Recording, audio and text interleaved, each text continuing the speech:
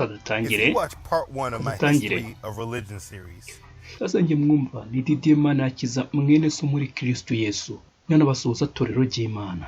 Sasa abatugezaho ni bande namwe babande truthandedere.com. Dutangiye dute dutangiye avuga ngo niba mwararebye agace ka mbere kavuga ku mateka y'itorero, you learned what paganism was. ngo ko biri wize icyo ubupagani cyari cyo. It's the polytheistic belief of Father God, Mother God, and Son of God. Ngo ni imyizerere yo kwizera imana nyishi, arizo imana y'umupapa, imana y'umugore ndetse n'imana y'umwana wabo ubwo. You learned where it started and where it spread. Wize aho byahereye naho byakwirakwiriye. You may have understood more why people believe Christianity was stolen from Egyptian beliefs. Uko biri kose uburije kumenya impamvu abantu bamwe bizera yuko ubukristo bwibye imyizerere yabwo mu Misiri, ngira ngo murabyibuka mu gace ka mbere. Or you may still even believe that lie because you still haven't been exposed enough to the truth about it at all. Ngo cyangwa se ari igihe byashoboka ko ukizera ibyo binyoma kuko utarashyirwa kukuri guhagije. We can't get too deep into the truth about Christianity without getting to know and understand the children of Israel. Ngo ntago tweta tujya mu bintu byimbitse kukuri kubijyanye n'ubukristo tutabanje kumenya bwa mbere abana ba Isiraheli. This nation of people is extremely important in every sense. Aravuga ngo iri shyanga ry'abantu ni abantu b'ingenzi mu buryo bwaribwo bwose. And they must be understood completely. Ku buryo bagomba kumvwa mu buryo bwuzuye completely. You know, it's funny that so many people deny that Jesus existed. Ngo aravuga urabizi ni ibintu bisekeje ko abantu bakana yuko Yesu atigeze abaho. But they can never deny his bloodline of people existed before him. Ariko ntibabashe kuba bahakana abantu bakomotse babayombereye. They can deny the Bible but can't deny the children of Israel existed. Bahakana Bibiliya ariko ntibabasha guhakana yuko abana ba Isiraheli babayeho. It's because there's too much evidence. Ibyo impamvu batabishobora no kwereka hari ibihamya byinshi bifatika. So because they want to continue being a naysayer, they disregard this nation of people as irrelevant. Ariko kubera bashaka kuguma ari babandi bahakana naysayers, ngo bafatira ishyanga ry'aba bantu bakavuga ngo ntago ari iby'ingenzi. That couldn't be anything further from the truth. Aho baba bibeshya kuko ngo nta kuntu cyaba ari ikintu kiri kure y'ukuri kuko abo bantu bariho aribo Kristo yakomotsemo, ngo bivuze ngo nabo bakwiye kumwemera kuko nyine abo yakomotsemo barahari, ubu yavuye barahazi gucyo. Now please note, I'll be condensing a great deal of history aravuga ngo ngaraba ari kureba ku kintu cy'ingenzi cyane mu mateka into this video series. Ngo muri iyi video. So please forgive me if I left something out you might have considered important. Ngo rero nyihangane ndamutse hari ikintu nsize inyuma wowe watekerezaga ko ari icy'ingenzi. Uncovering what I think everyone needs to know in order to understand religion. Ngo agiye kureba kuri buri kimwe cyose atekereza ko umuntu wese akwiye kumenya kugira ngo asobanukirwe itorero. In the true world we live in. N'isi nyakuri turimo, tari matrix. So let's begin. Kadutangire. Part 1 I started post flood. Ngo mu gice cya mbere twahereye ku mwuzure nyuma y'umwuzure. But I focus more on the line of Ham. Ariko nita cyane cyane ku rubyaro rwa Hamu. Again, if you have not watched this video, please click the link. Niba utararebye video kanda kuri link hasi murayibona. That information is crucial and foundational. Ngo kuko ayo makuru ni ikintu cy'ingenzi ndetse n'urufatiro. In this part, we will focus on the line of Shem. Muri iki gice turaza kuba twita cyane ku rubyaro rwa Shemu, umwana wundi wa Nowa.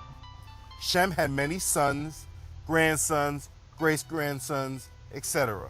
Ngo Shemu yagiye agira abahungu beshi, abuzukuru beshi, abuzukuruza beshi gukomeza. Until there was Abram. Kugeza ubwo hajeho Aburahamu. Ubundi Aburahamu yaje ku gisekuru cya 9. Iyo uvuye ku bivure n'ubumwira hakurikiraho abandi bantu babiri Aburahamu agahita azaho dore ngabariya. Umuhungu we, umwuzukuru we, umwuzukuruza we, ubuvivi bwe, ubuvivure, ubumwira hakakurikiraho naho Tera ari we se wa Aburahamu. Aburahamu agahita azamo nguyu. Ibyo byose babibona neza mu tangiriro igice cya 11. Genesis chapter 11 gives a more complete list. Aravuga ngo list bigaragaza neza cyane wabona mu tangiriro igice cya 11. God changed his name to Abraham and said he'll make Abraham a great nation and all the nations of the earth shall be blessed. Imana yahinduye izina rya Aburahamu mo Aburahamu, mbere yitwaga Aburahamu ahindurirwa izina ba Aburahamu, mbese mbere nta nyuguti yaha yabagamo. Ngira muganga izamuhindura ishyanga kandi muri we nimwo amoko yose yo mwisi azaherwa mu mugisha. Iki kintu nacyo mu kibuke. ugifate mu mutwe, kuko hari abisirayeli b'iki gihe barirya ngo nibo Uwiteka Imana yaziye gusa. Nkibaza se aba bantu bazi umugambi w'Imana, ese bazi impamvu byabayeho? Niki gituma birya babirye kibabona kuki Imana yaremye abandi bantu ntabari birema bonyine? Ntibamenye yuko ari Imana yatoranije kugira ngo yigaragariza andi mahanga gukura umwijima wa Satani w'abasenga Satani bari warakabye mu isi, kugira ngo bamenye ko hari Imana nyamana n'abadahindutse bamenye ko hari Imana ikuriye izindi. Imana iruta byose, iri hejuru ya byose, ari we muremyi. Nuko bimeze, ihera ku muntu umwe ihamagara Aburahamu, iragenda kuri Isaka, iragenda kuri Yakobo ava mu 12 bajya mu Misiri 70, bava mu Misiri ari 6,000 twigenza. Abo bantu ko bagiye baba ibahinduramo itorero rikomeye, nuko bagiye basuzugura Imana ntibagende mu migambi yayo, ariko n'uwo wari umugambi kwigaragariza amahanga batarasengaga Imana nk'Abafilisitiya, Abamora, abakina abandi bose. Imana ikabereka ko hari Imana nyamana, gukomeza kugeza ubwo igeze mu banyamahanga no muri twebwe bigira nabi, irabareka itayizira mu banyamahanga kugeza ubwo Kristo yaravutse. Nuko bakwiye kubisobanukirwa. Barirata se an obvious reference about Jesus. Aravuga nk'iryo sezerano rwose biragaragara ko ryavugaga nde Yesu Kristo umwami wacu. And that kings will come from his line. Avuga muri The we Lord established an everlasting covenant between him and Abraham's descendants. azavamo umwami, Imana ishyiraho isezerano rihoraho rye n'abazamukomokaho, urubyaro rwe, descendants. He also promised him and his descendants the land of Canaan, Kandi nanone yaramusezeranyije we n'urubyaro rwe igihugu cy'i Kanani, which today is known as the land of Israel, which includes Palestine. ngaricyo uyu munsi kizwi nk'igihugu cya Isiraheli ndetse hakuyemo na Palestina. Abraham had 2 sons, Aburahamu yagize abahungu babiri, Ishmael and Isaac. Ishimayeli na Isaka. Yahweh passed Abraham's covenant to Isaac. Rya sezerano ryo kuzakomeza kugeza ubwo azavuka umukiza ryahawe Isaka. Icyo kintu nacyo abantu bakwiye kukimenya. Abisiramu hari igihe biba kuburana bavuga ngo ni Ishimayeli, ngo yamubwiye ngo nawe uzamuhindura ubwoko bukomeye. Ntabwo ari iryo sezerano, iki kintu bajya bakimenya. Isaac later had 2 sons, Isaka aza kugira abahungu babiri, ngabo murabaza bavutse bakirana, Esau and Jacob. Esawu na Yakobo. Esau sold his birthright to Jacob. Esawu agurisha ubutwari bwe Yakobo, amubwira ngo ubuze ko ngiye gupfa, ubwo butware bumariye iki? Unamwihere ku bitukura bye atetse tayari, mugisha barawutanze. So Jacob received the covenant of his father Isaac. Nuko isezerano ryasezerano rikomeza kuki? Kuri Yakobo. Ryasezerano rya se Isaka ndetse na sogokuru we Aburahamu. Grandfather Abraham. Jacob was blessed. Yakobo arahirwa. God appeared to Jacob and changed his name to Israel. Imana ibonera Yakobo imuhindurira izina mwo Isirayeli. It told him to be fruitful and multiply. Iramubwira ngo abyare The yororoke. nation shall come from him, and the king shall come from his loins. Ngo kandi muri we azakomokamo ishyanga n'umwami. And the land of Canaan that they were in should be given to his descendants. Ngo ndetse n'igihugu cya Kanani nicyo kizahabwa urubyaro rwe So abamukomokaho. be fruitful and multiply he did. Nuko kubyara abakoroka ibyo byarabaye. Israel had 12 sons. Isirayeli yahise agira abahungu bangahe? 12. Reuben, Rubeni, Simeon, Simiyoni, Levi, Lewi, Judah, Yuda, Issachar, Isakari, Zebulun, Zabuloni. Turi aho ngaho kwenda ku batari bakazi abo amaze kuvuga ni abari bakomoka kuri Leya, Dani, Naftali. Nanone turi aho ngaho abo ni abakomokaga ku wahoze ari umuja wa Rasheli bitaga Biruha. Uyu nguyu niwe ntuza imfura ya Yakobo. Rubeni yasambanije, yewe ibi bintu byarambabaje. Rubeni aratinyuka yurira igisasiro cya se, imbyamo ya se arayihumanya. Ibi bintu byabaye bibi cyane. Ibi biri mu byatumye mukuragwa Rubeni adahabwa ubutware nk'ubw'umwana w'imfura. Ari ibintu bibi cyane rwose. Gad, Asher, Gad, Ashera, aho ngaho tugezeho ninde? Abo ngabo ni abahuza ari inshoreke ya Leya, Zilupa, Joseph, Yosefu and Benjamin. na Benyamini. Abo ngabo murabazi ni aba Rasheli, abakometse kuri Rasheli. And these sons are what we know to be the children of Israel. Aba bana ngo ni uyu munsi tuzi ko ari abana ba Isiraheli. Now, one of those sons, Joseph, was betrayed by his brothers. Umwe muri abo bahungu Yosefu yagambaniwe na bene se, And they tried to kill him. bagerageza He kumwica. didn't die, but wound up Yapfuye being a prisoner in Egypt. ahubwo mujya kwa imfungwa mu Misiri. He was blessed by God and Ahirwa was able to n'Imana, interpret crucial dreams for the Pharaoh of Egypt. abasha gusobanura inzozi zikomeye za Farawo wa Egiputa. Because of this skill, kubera Pharaoh ubwenge gave bwe him a high command in Egypt, farawo yamuhaye umwanya wo hejuru muri Egiputa, and he moved himself and his other 11 brothers, nuko we na bene se 11 along with his father Jacob, to Egypt. ndetse na se Yakobo bimukira mu Misiri. It was while living in Egypt that the children of Israel multiplied greatly. Icyo gihe bati mu Misiri nicyo gihe borotse ku buryo buhambaye. And as time passed, Ibihugu byagiye Joseph died, bitambuka, and his influence was no longer there. Yosefu yaje gupfa, hanyuma umumaro yari afitiye Abisiraheli muri Egiputa ukurwaho. The Pharaoh of Egypt at the time said, Farawo w'icyo gihe muri Misiri aravuga, Israelites are growing in size and number, Abisiraheli bari kurushaho kuba beshi, and they soon will overtake us if we do not deal harshly with them. ngo nitubafata ku buryo bukomeye tukababarisha uburetwa, bashobora kuzaturuta mu bwishi And overtake them. maze bakatwigarurira. And it was at this point the tribes of Israel became slaves of Egypt for over 400 years. Ngo ni iki gihe noneho abana ba Isiraheli baje kuba baretwa mu gihe kirenga imyaka 400, ubundi hari imyaka 430.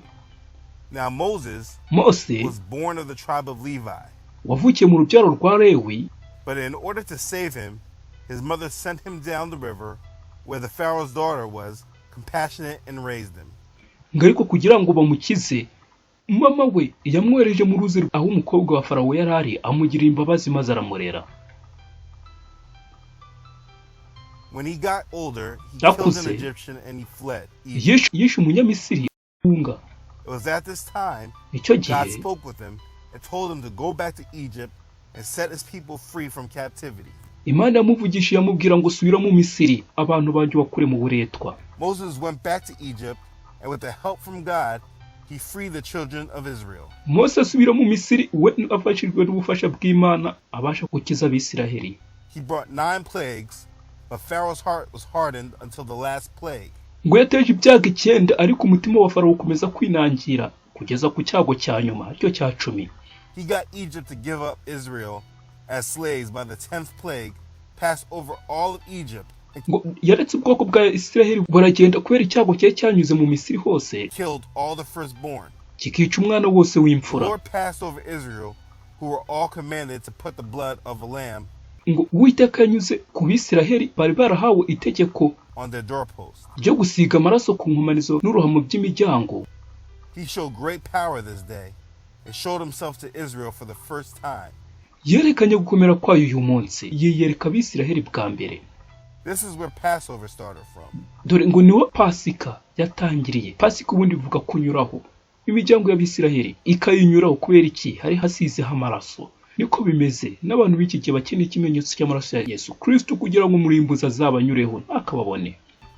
During this time, Israel grew up amongst Egypt's gods Ngo muri ibi bihe Abisiraheli bari barakuriye mu mana z'abanyamisiri, imana z'abapagane. and influence, and though they knew of the covenant established with their forefathers, Ngo bazikurira kabona nubwo bari bazi isezerano ryasezanijwe base, it was hard for them to believe when all they knew was slavery and captivity. ngo ibyo byari bagoye kuba bakwizera icyo bari bazi cyari iki, ububata, uburetwa. But the Lord sent Moses and freed them. Ariko Uwiteka yohereje Mose arababohora. Ni ukuvuga ngo icyo gihe bari bariho imana nyakuri ntiyasengwaga, nabo ubwabo imana z'abapagane nizo basengaga. Icyo gihe ariyo mpamvu Imana avuze yatangiye umurimo wayo wo kugereka isi ko ari Imana. Ibinyuza hehe? Muri abo ngabo nabo bayibagiwe. Bayibagiwe. Ukomeza kugeza ubwo bigeze ku isi hose, natwe agakiza karaboneka kanyuriye mu mwana wayo w'ikinege Yesu Kristo witanze ku musaraba agapfa ku bwacu. Haleluya, tukabamburwa. They fled Egypt and were en route to the land that God had promised them. Bacika Misiri berekeza mu gihugu cy'isezerano Imana So yarabasezeranije. I would just pause here in the story briefly, Iyi nkuru kambe mfashe pose buke because most of this you have probably heard before. kuko byinshi muri ibi uko biri kose warabyumvishe. The most important detail to know at all this Icy'ingenzi cyo kumenya muri ibi bintu is byose that from the line of Shem came Abraham, ni uko mu rubyaro rwa Shemu ariho havutse Aburahamu, who God established an everlasting covenant with that would bless the world. washyiriweho isezerano ry'ibihe byose ko muri we arimo amoko yose isi izahebwamo umugisha. From Abraham Kuva came kuri Isaac, Aburahamu, Isaka, then Jacob, hanyuma Yakobo renamed Israel, wahinduriwe amazina akitwa Isiraheli. and then his 12 sons, Nuko none abahungu be 12 which became the 12 tribes of Israel. aribo baje kuba imiryango 12 ya Isiraheli. They were in slavery in Egypt for about 400 years, bari imbata mu gihugu cya Egiputa mu gihe kirenga imyaka 400, growing around Egypt's pagan gods, bakurira mu mana z'abapagani, which we learned about in part 1 of this series, arizo twize mu gice cya mbere, until the one true God through Moses freed them kugeza ubwo Imana imwe rukumbi binyuriye muri Mose yababohoye and displayed his power for the first time. maze yerekana guhobera kwayo ku nshuro ya mbere. The world would never be the same. Ngisi ntizasubira kuba nkuko yariri. Bivuze iki? Isi yari yarigenje, Satani ari gusengwa gusa, noneho hari haje hundi muntu nkuko byahoze kera. Shemu abimbogamizi kuri ba Nimrod na ba Semiramis, noneho ibyo bimaze kucaho, Imana ya Satani ari yisengwa gusa. Noneho hari habonetse ubundi bwoko bugiye gusenga Imana nzima. Haleluya. Imana idafite femininity yayo muri yo. The main point of religion began in this next point of the story. Igice cy'ingenzi cy'itoro kirakurikira muri iyo nkuru igiye gukurikira. So please take note. Hariyo mpamvu nkwinginze fata akantu ugira utwo wandika. Okay, so back to the story. Twasubiye ku nkuru. After Israel nyuma y'Abisiraheli on their way to the promised land, bahunze bajya mu gihugu cy'isezerano, the Most High Yahweh, Imana isumba byose Yawe, reaffirmed their covenant. yakomeje isezerano ryayo.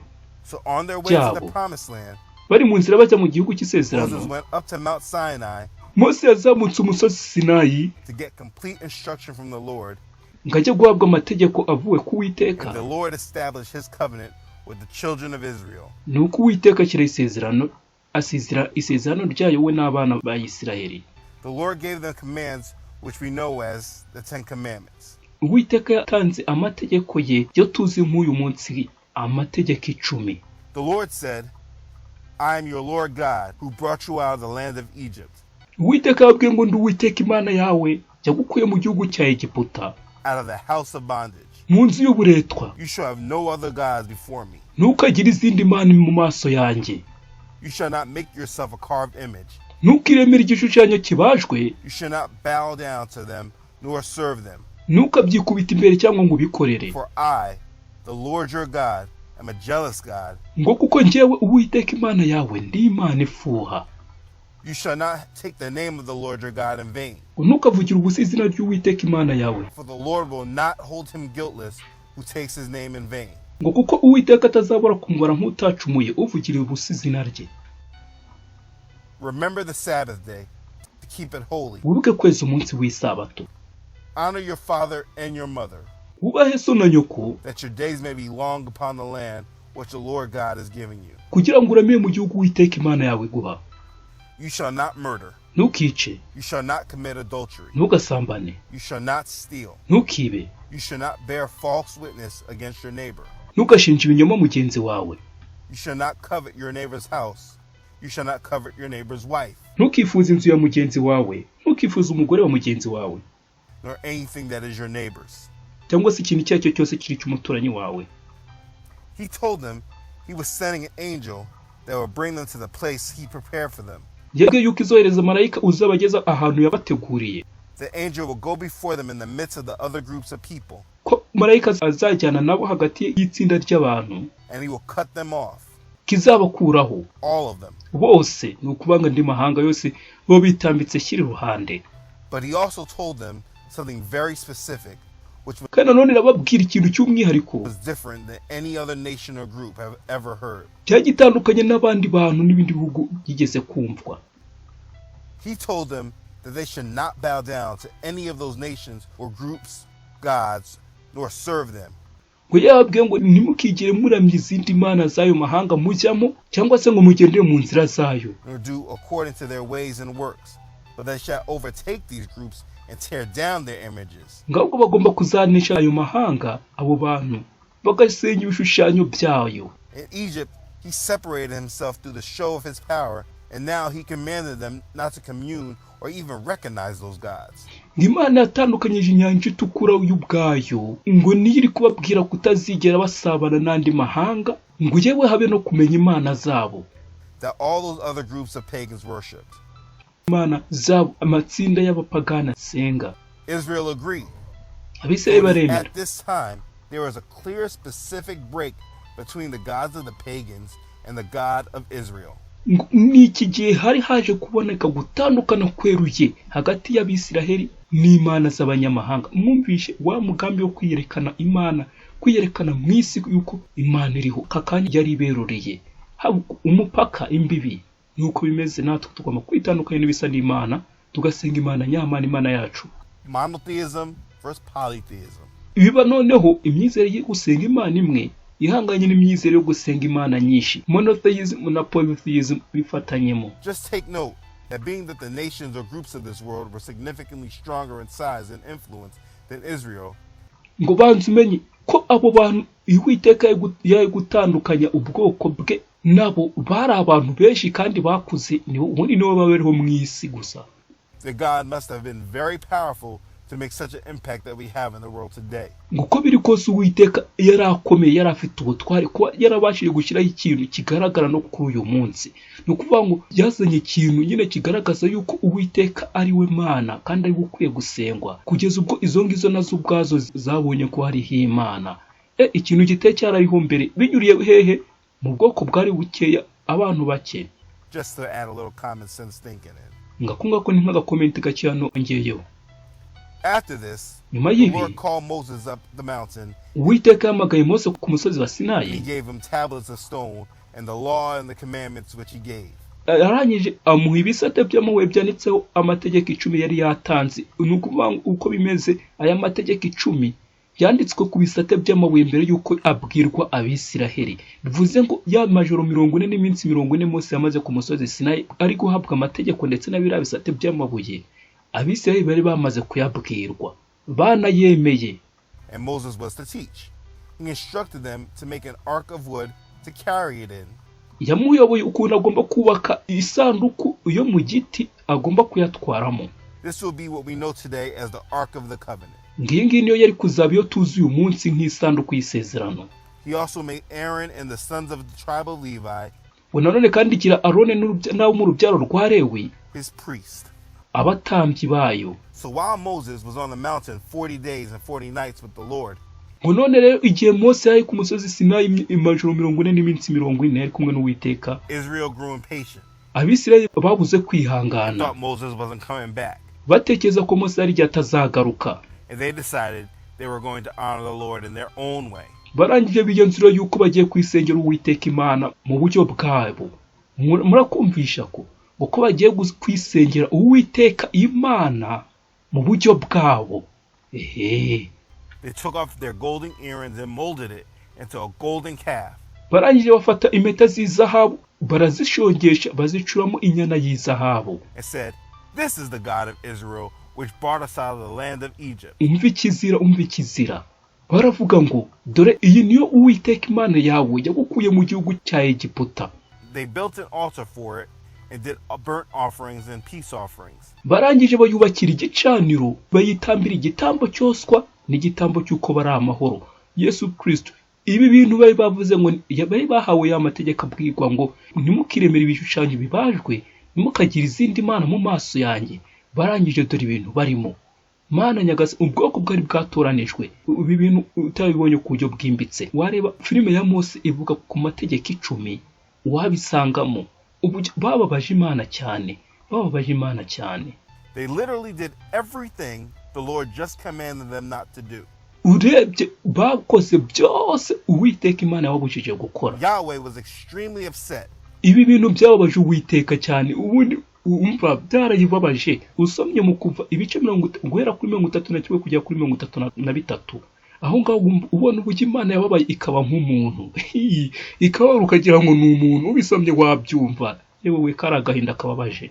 He told Moses to go down there quickly and stop them. Ubundi itibwira Mose cyo manuka wihuse ugende bahagarike. He said they were corrupting themselves. Iravuga ngo bariho barihumanya. And the Lord severely punished them. Nuko Uwiteka arabahana byanabi cyane. 3,000 men fell that day. Ibihumbi 3 icyo gihe byarahirimye. The Lord told them do not worship him as the pagans do. Uwiteka yababujije ngo ntimukansenga nk'uko abapagane basenga. He was very clear that the ways of the pagans provoked him to anger. Kandi yari yaberuye neza yuko uburyo abapagane basenga buyigera ahantu burayirakaza ko burakaza Uwiteka. Israel was not to do any of their practices. ko Abisirayeli badakwiye gukora bene icyo gikorwa habe na kimwe. Again, these were practices that they learned from Egypt. Nanone kandi iyi ni ya mico bari barize mu Misiri. Niyo mpamvu ibyo bituma abantu bamwe batekereza yuko ngo ubukristo bwagiye bukomora imyizerere yabwo hehe mu Misiri. As this is how pagans worship their gods. Ngo kuko nucyo abapagani basengaga imana zabo. But the God of Israel did not want this at all. Ariko imana ya Isirayeli binago yari bishaka yabishaka gute. And this is very important for you to know in your worship of God today.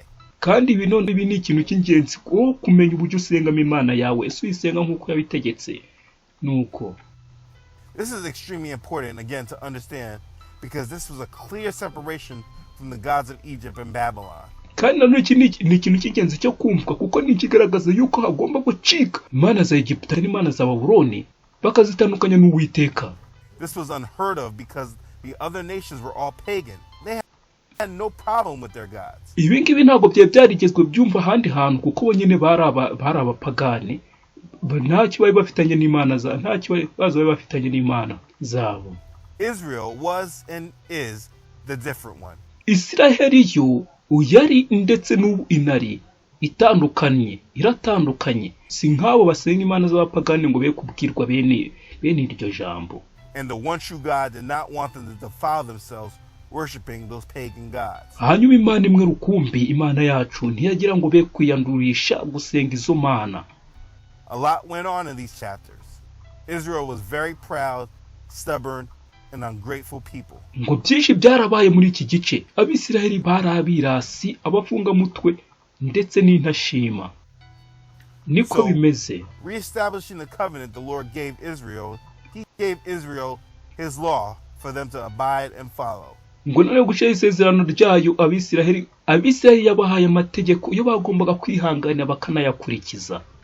The law was very strict and to be abided by to the letter. All of these rules, instructions, and statutes are known as the law of Moses. Ayo mategeko azwi nk'andi amategeko nk'aya Mose, nukuba ngo ni amategeko yongera kuki ku mategeko 10. Byose hamwe igafata mu mategeko magana ngaye. These laws were only given to the children of Israel. Ngayo mategeko yo yahawe bande abana ba Isirayeli. No other nation.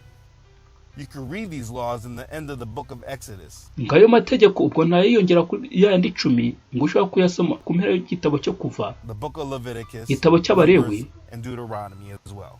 Cyo kubara ndetse no gutegeka kwa kabiri ayasangamo. The children of Israel specifically what would happen with them if they follow his laws and statutes. Imana yababwiye neza cyane ibizabaho igihe bazakurikiza amategeko yayo. What happened if they did not? Ndetse nibizabaho mu gihe batazayakurikiza. You can find it specifically in Deuteronomy chapter 28. By'umwihariko gutegeka kwa kabiri igice cyaho cya 28 wabisangamo byose ukibaza abantu barumvaga bari iki. This is very important to understand. Ibi ni by'ingenzi kumva. Trying to understand the truth of who the children of Israel are today in modern times. Cyane cyane ugushaka gusobanukirwa ukuri kwabo Abisiraheli aribo muri iki gihe cya none. It's such an important subject and needs a video dedicated to it alone. Ni ikintu cy'ingenzi ndetse icyo nagiye kuri video yacyo ubwo tuzayireba. So back to the story. Twagarutse ku nkuru. The children of Israel continue traveling to the promised land. Ubwoko bwa Isirayeli burakomeza bugenda mu gihugu cy'isezerano. It's important to understand that Israel traveled a long way in the desert. Ni icy'ingenzi kumenya yuko Abisirayeli bakoze urugendo rurerure mu butayu. Not really sure where they were going. Batazi bari kujya he, none biwabona muri ya filime nababwiye. When they got hungry, the Lord sent manna. Basonza Uwiteka bohereza manu. Sweet bread down for them to eat. Imitsima iryoshye ivuye mu ijuru manuka. When they were thirsty, the Lord quenched their thirst. Bafite inyota Uwiteka Imana akabamara iyo nyota kabaha amazi yo kunywa. But it wasn't a completely comfortable trip obviously because they were in the desert. Ariko ubwo ntabwo rwari urugendo ruryoshye kuko nyine bari mu butayu murahazi. Nanone iyo filime wabibonamo neza byose muri yitwa filime ya Mose cyangwa se amategeko 10 wayisanga aho ukuye kuri iyi video abari kuyebera ku icyo Gospel Chapter Translation into Kinyarwanda wabibona byose. And though the Lord freed them out of Egypt and did the remarkable things while they were following him to the promised land, Uwiteka yakora ibintu bikomeye bagendana nawe mu gihugu cy'isezerano. They were aggressively complaining and unthankful. Ariko bakomeje ari abantu b'abanyamujinya badashima. Like I said, they were very proud, stubborn, ungrateful people. Barabirasi abafunga mutwe ndetse abantu b'intashima. They even said they wish they never left slavery in Egypt. Uzi ko banavuze ngo barifuza kiba batarigeze bava mu Misiri. Ibaze if they were going to have to deal with the kind of conditions they were dealing with at that point. Ngo niba barabazahura n'ibirushya bari kunyuramo muri icyo gihe, ukibaza niba ikibahuye nabyo bibarutira buretwa. Inkoni wabakubise igihe Mose yarakizana igitekerezo cyo kubakura mu Misiri kuri Farawo, yarabakubise bibagirwa vuba. The Lord was so over them. He was so angry with them that besides a few like Joshua and a couple others, he declared no one over the age of 20 will see the land promised to them. Uwiteka yarabarakariye usibye Yosuwa n'abandi, ubwo na Kalebu ubwo ngirarahira ngo umuntu uri murengeje imyaka 20 we ntabwo azigera agera mu gihugu cy'isezerano. The Lord told Israel, Uwiteka abwira Israheli ngo yabatoranije ngo bayibere ishyanga. He did not set his love for them because they were more in number.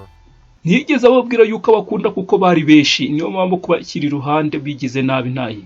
Iki kuko kuri nuko bari nabakeya twababonye. But because he loved them and kept the oath made with their fathers. Ngaho kuko yabakunze ndetse kandi ikanabikora kugira ngo ikomeze isezerano yahaye basogokuruza babo. Ubundi bakomeje kwigira nabi kugeza ubwo byatumye Israel icikamo kabiri, ndetse imiryango 10 yabo irabura, hasigara imiryango 2 ya Yuda, uwa Yuda n'uwa Benjamin, abari wo witwa Israel y'uyu munsi. Nabyo Imana ibikorera ku bw'isezerano, ubundi nta mico yabo myiza, bo n'abantu batoranijwe. Nguki bababaje Imana. Israel was his chosen people. It took 40 years, but they finally made it to Israel. Ngo byafashe imyaka 40 kugira ngo bagere muri Israel, ubwo ikanani yaba hari n'urutonde rw'imiryango 12 ya Israel. Ariko nureba neza ntabwo urabonamo Yosefu, nurabonamo na Lewi, ariko nubara urasanga ari 12. Ibyo nabyo tuzabona impamvu yabyo. Kucyatera mu Yosefu ntihabemo na Lewi, ariko bakaguma ari 12. Ibyo nabyo tuzabireba impamvu yabyo, ariko niba usoma uko bikose impamvu urayizi. And at this time they became their own nation. Ngicyo gihe bamaze kujya muri Israel nibwo babaye igihugu. We can stop here in the introduction of the Israelites. Ngo dushaka kuri introduction y'Abisiraheli twaba duhagarikiye ahangaha, because there's a lot of information needed to understand Israel. Ngo kuko hari amakuru menshi kwiyumvwa gusobanukirwa kuri Israheli. From this introduction, the takeaways you should have are: none ngo nk'iyi video twe twakoze nka introduction, ngo ibyo ukwiye gucyura gutahana nibi. Icyambere, God made an everlasting covenant with Abraham and his descendants. Ngimana yagiranye na Abrahamu n'urubyaro rwe isezerano ry'igihe cyose. 2. Icyakabiri, later named Israel, son of Isaac, grandson of Abraham, had 12 sons which came to be the 12 tribes of Israel. Ngo Yakobo nyuma waje kwitwa Isiraheli, umwana wa Isaka, akaba umwuzukuru wa Abrahamu, yabyaye abana 12, aribo baje kuba imiryango 12 ya Isiraheli. 3. Icyagatatu, Israel was enslaved in Egypt for over 400 years before they came to know their God. Ngo Abisiraheli mbere yuko baza kumenya Imana yabo bari mu bubata mu Misiri mu gihe cy'imyaka irenga 400. 4. Through Moses, God freed Israel from captivity and led them to the land he promised Abraham and Isaac. He instituted the Passover. Binyure muri Mose, Imana yakuye Abisiraheli mu buretwa, irabajyana mu gihugu cy'isezerano yari yarasezeranije Abrahamu na Isaka. 5. Icyagatanu, on route, mu rugendo Israel the 10 commandments. yahaye Abisiraheli amategeko 10. He also gave them the law, which is Icyagatatu, known as the law of Moses, only given to Israel. Icyagatandatu, ngo nanone yabaye amategeko azwi nko kuba amategeko ya Mose, akaba yarahawe Abisiraheli gusa. 7. Icyakarindwi, the Lord was only one God and told them to have nothing to do with the other pagan gods. ngo Uwiteka ari Imana imwe rukumbi, ngo idafite ayihuriye n'izindi mana z'abapagani. Niko bimeze, Uwiteka Imana yacu nahahuriye. And 8. Cyamunani, now have the only nation that has set themselves apart from the pagan gods worshipped by the other empires, tribes, and nations. ngo ubu none dufite ishyanga rimwe ritandukanijwe n'imana zisengwa n'abami, ubwoko n'irindi shyanga, imana z'abapagani bari batandukanye. This introduction should show that there was always a difference in religions. Ngo iyi video igomba kugaragaza yuko ngo hahoze iteka hari itandukaniro mu madini, but it came from one small nation of Israel. Ngo ariko iryo tandukaniro ryaje rivuye hehe? Mu bwoko bw'abana ba Isiraheli. And if their God was not as great as he was and is, nobody would know about them today. ngo kandi imana itaza kuba ikomeye nk'uko yari iri ndetse nk'uko iri kuko imana ntihinduka ngo nta muntu uyu munsi wari kubuyizi. This one nation had instructions and statutes that no other nation had. Iri shyanga ryahawe amategeko abandi bantu batigeze bagira. They were powerful enough to escape Egypt and take over the land of Canaan. Ngo bari bakomeye kuba bacika bagacika Misiri ndetse bakanigarurira n'ayandi moko. Ikanani ishyira iruhande abamori aho n'abazengurutse aho. With all of its inhabitants. This God of Israel should be praised and worshipped. Ngiyo Imana ya Isiraheli ikwiye amashimwe no gushimwa. Haleluya niko. Once you understand the history, you cannot deny the other events surrounding the faith. Ngo niba wabashe kumva aya mateka ntiwahakana n'ibindi bijyanye nayo. Please stay tuned for the next video. Ubwo muri menge kuri video izakurikira. Because the story of Israel really gets hot. Kuko inkuru y'Abisiraheli itangiye gushyuha. There's so much that is misunderstood about Israel today. Hariho byinshi bitumvikanye neza ku Isiraheli uyu munsi. And sadly it's because we don't read our Bibles. Ariko ikibabaje nuko tudasoma Bibiliya yacu. But I will break things down in hopes it will intrigue you to learn more about them on your own. Ariko nzagenda mbicamo kugeza ubwo noneho bizagutera nawe kumva uryohewe kuba wasoma Bibiliya. Tuzabane. I had to get through this information to get to the points where all the deception takes place. Ngo kuko ngomba kubanza nanyura muri ayo makuru kugira ngo ngere ku kintu aho kujijwa gukunze kubera. If you're not subscribed, please click the link. Niba utarakoze subscribe bikore. Nukuvuga ngo ari kuba kuri subscribe kuri channel truthanddaily.com ndetse no kuri channel gospel share video translation to Kinyarwanda na utarabikoze ubikore. Nuko yani machano ushobora gukurikirana iyi video. If this blessed you, please share it so it can bless others. Niba yagufashije wumvisha ari byo kurya byiza wayisangiza nabandi. I thank you for your support.